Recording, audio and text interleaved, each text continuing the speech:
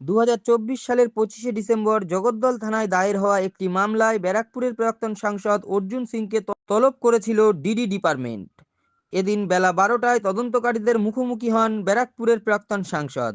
দীর্ঘ প্রায় 2 ঘন্টা 30 মিনিট বাদে তদন্তকারীদের মুখোমুখি হয়ে বের হন অর্জুন সিং।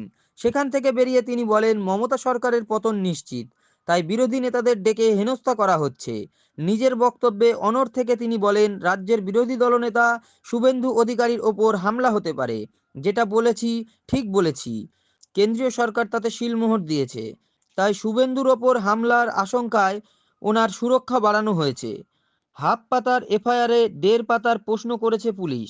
শাসক শাসক যখন আলোচনা সমালোচনাকে ভয় পায়, তখনই রাজনীতিক বিরোধীদেরকে এইসব মিথ্যা মামলায় ডেকে পাঠায়। ওরা ভাবে আমরা ওতে ভয় পেয়ে যাব। আমি তো আগেবারও বলেছি, 174টা মামলা আছে, 174টা আরো করুক, তাতে আমার কিচ্ছু যায় আসে না। মমতা ব্যানার্জি যখন আলোচনায় ভয় পাচ্ছেন, তার প্রমাণ হয়ে যাচ্ছে যে ওনার পতন নিশ্চিত আছে 2026। শাসকের ভয় একটাই হয়, যখন মানুষ ভুল করে তখন আলোচনাকে ভয় পায়, তাই জন্য শাসক ভয় পাচ্ছে।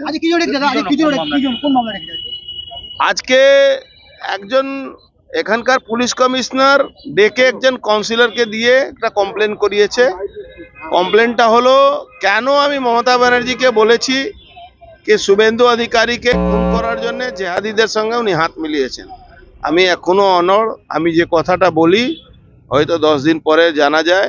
এবারও জানা গেছে, সেন্ট্রাল আইবি রিপোর্ট দিয়েছে রাজ্য সরকারকে কি শুভেন্দু অধিকারীর উপরে হামলা হতে পারে, তার জন্য তার সুরক্ষা Z++ করা হয়েছে।